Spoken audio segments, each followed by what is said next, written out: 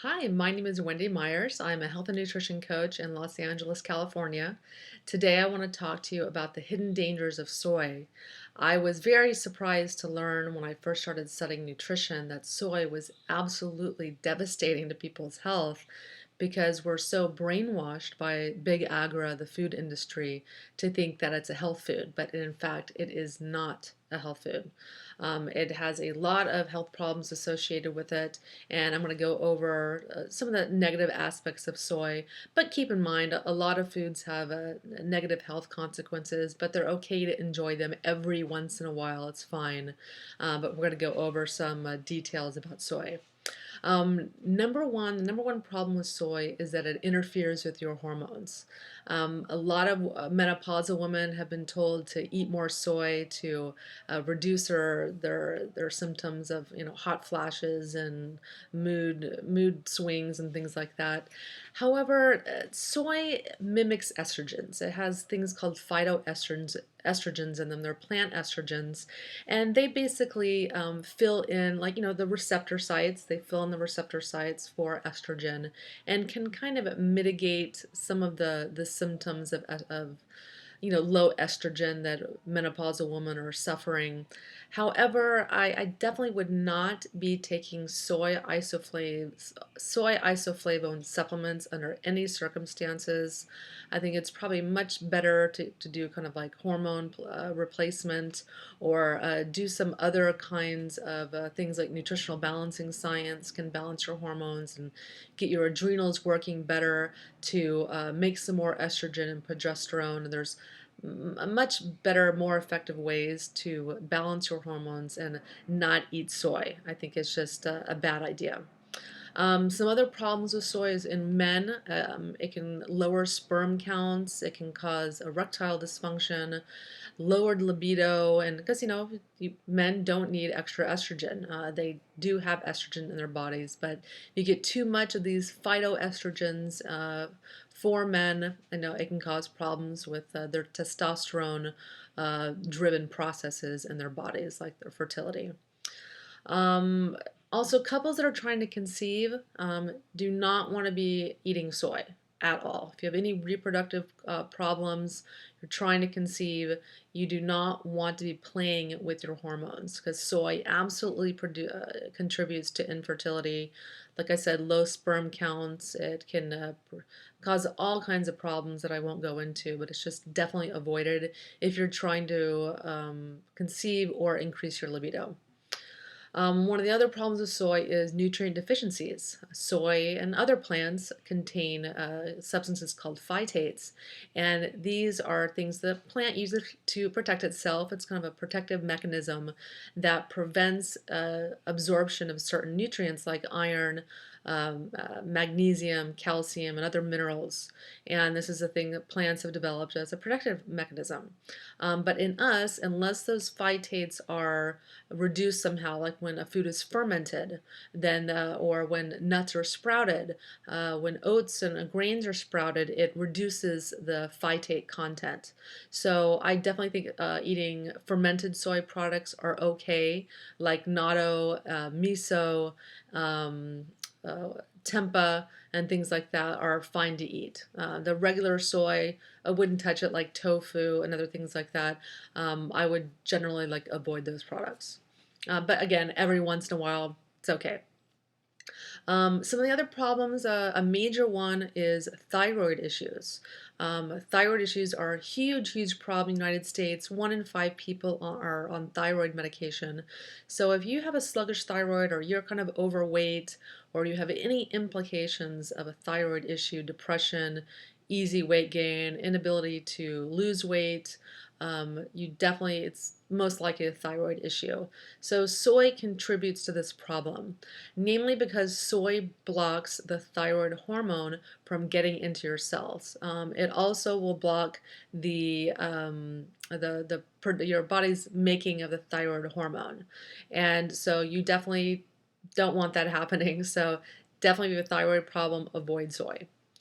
One of the other problems is that a big problem is the estronization of babies. Sadly, a lot of you definitely want to avoid soy during pregnancy because you don't want the infant exposed to these extra estrogens, especially male babies during gestation. Namely, there's a big problem today with male babies having too much estrogen, not only from soy, but from pesticides and many, many xenoestrogens or faux estrogens in our environment that act on our bodies very much like the hormone estrogen. And what this is causing is reduced fertility in their adulthood. It's causing autoimmune diseases. It's causing undescended testicles, deformation of the male penises, or them not maturing or growing to like the full size that they should be. And so it's just definitely something you want to avoid, especially if you're pregnant with a male child. And in girls, it can cause, there's a reason our puberty rate has decreased. Like some babies or children at 8 years old are beginning puberty and are growing breast at very early ages, even 3 years old. This is all caused from, in part from estrus, excess soy in our environment and other estrogens. But it's just better not to feed your child soy, especially your infant. Unfortunately, 25% of the infant bottle fed market is soy products. People have been led to believe that soy is a healthy food for their infant. It absolutely is not. One of the problems with soy infant formula is it has 50 to 80 times the manganese that breast milk does. And children, obviously, babies don't have intact blood-brain barrier. So the toxins and other things can cross that barrier very easily into the brain. And one of the major problems with soy infant formula is manganese toxicity. And what this does is can cause very irritable infants. It can cause autistic symptoms, ADHD symptoms, and other things, and cause developmental delays. So I unfortunately fed my child a ton of tofu because I was going through a vegetarian phase after my child was born, and my child now has developmental delays. So I urge you not to feed your child soy infant formula or tofu like I fed my child. Luckily, I only used the soy infant formula when she had diarrhea or we were trying to not give her dairy while she had diarrhea or whatnot. But just stick with the dairy. It's formula. Breast milk is preferable, but the dairy is tried and true. The soy is a brand new thing in the environment. Just don't use your child as a guinea pig, please. Um, Another problem with the soy infant formula is the fact that it's very high in isoflavones. These are well, compared to breast milk, the same quantity of breast milk compared to soy milk, the soy milk formula, is that it has 130,000 or 35 milligrams of soy isoflavones in the same serving of soy formula as the dairy formula. And so this is the equivalent of 3 to 5 birth control pills that you're going to give your child almost every day. And so this is obviously going to have drastic hormonal effects and physiological and mental effects on your child. Just not a good idea. And sadly, criminally, low-income mothers are typically given soy infant milk because it's cheaper, than the dairy infant milk, and so a lot of these lower-income mothers are, unwittingly poisoning their children, but then the government is allowing this to happen. So another one of the problems with soy is soy protein isolate. This is something you see in 60% of processed foods and all these seemingly healthy foods and whole foods and veggie burgers and veggie dogs and all this garbage, I consider garbage, non-food items. And soy protein isolate is a highly processed, unhealthy protein. And I used to look at the label and think, oh, soy protein, it's healthy. But it's not. It is basically they take the soybean. It's actually an industrial waste product. It's something after the soybean oil is extracted from the soybean, you have this defatted mass left over, and the food industry was trying to find a way to use it.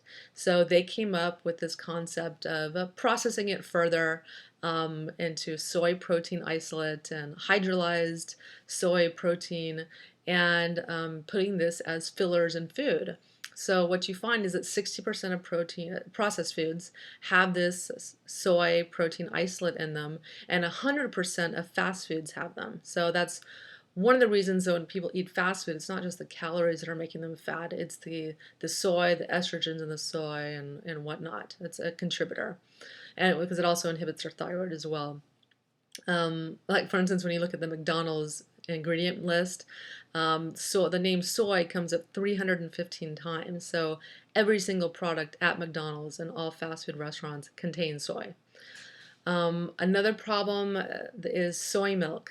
Soy milk is just everywhere. I want to reach out to people and say something when they're getting soy milk in their cafe lattes, and I've actually stopped people at Whole Foods to try to urge them to not buy soy milk because it's really unhealthy. It's something that it's very difficult to turn a soybean into a milk. It's a very, very highly processed food. When you are in the course of this processing, the fats in the soybean end up, the soy lecithin and the other lipids in the soy end up going rancid. They have a they're polyunsaturated fats. They're very, very delicate. They're very sensitive to heat, very sensitive to processing, so they become rancid in the course of the processing. And also the soy isoflavones are very bitter. So what you have is this milk that's highly processed, rancid fats. It's really bitter because of soy isoflavones, and so those isoflavones have to be extracted or removed from the product, and these are the things that the health industry or the food industry claims are, uh, give you the health benefits, but those have to be removed because they taste so bad. So you have this leftover nasty tasting milk, and they have to add all kinds of flavorings and emulsifiers like carrageenan that prevents the fats in the water from separating, keeps the product homogenized, and the carrageenan is shown to cause intestinal distress and even intestinal cancer, and it's in every single soy milk product except for the Whole Foods brand. I have never seen any brand without carrageenan. And so it's just something you just don't want to be eating. Just get a nut milk, get a almond milk or a coconut milk, or make your own nut milks at home. So much healthier. Another problem with soy is most of it is genetically modified. In the United States, 93% of the soy grown is genetically modified. So if you're not eating certified organic soy products, it's 93% chance it's genetically modified. So you got to be really careful about that.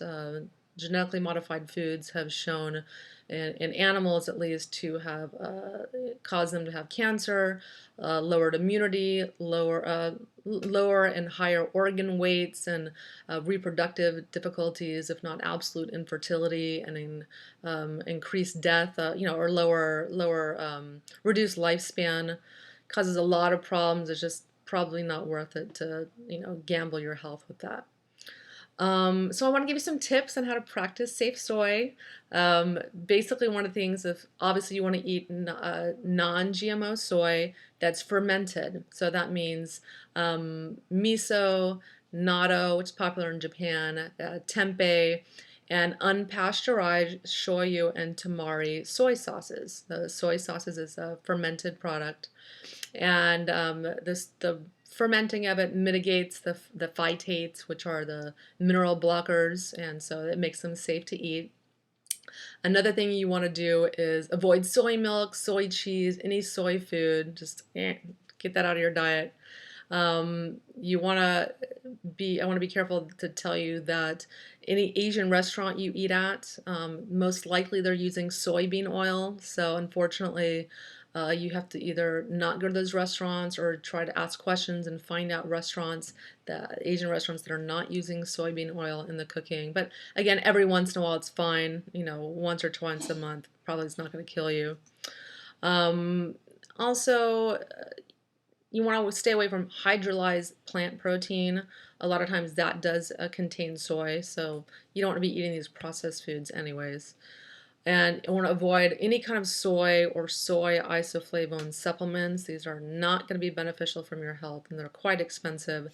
You also don't want to, take any supplements that have soy fillers or soy in the capsules. They're always going to be genetically modified. If you're allergic to soy, I feel bad for you because they're in so many products. Like I said, 60% of processed foods and 100% of fast foods. So learn to read labels and avoid this stuff like the plague. And a lot of people have allergies to soy that they don't realize. Unfortunately, because soy cultivation of the genetically modified soy began in the 90s. So a lot of people have allergies to soy that they don't realize. Many people, because the genes are altered in the soy in a GMO soy product, the body doesn't recognize those, and many people develop an allergy to them. So, not to mention the gastrointestinal distress and whatnot. So, definitely maybe try to figure out if you have a soy allergy by doing an elimination diet and then a challenge, which means taking soy out, all soy products out of your diet for a month, and then challenging with the soy product and see if you have any weird symptoms like gas, bloating, pain, stomach aches, headaches, whatever, what have you. Also, if you're suffering from any kind of digestive distress, IBS, thyroid problems or disease, cancer, reproductive disorders, or infertility, you got to get soy out of your diet. Soy is only going to contribute and exacerbate these health conditions. So I hope this clarified some issues with soy. I think it's definitely not a good product to eat, and I hope I've been able to change your mind and assist you in getting it out of your diet. Thank you for listening.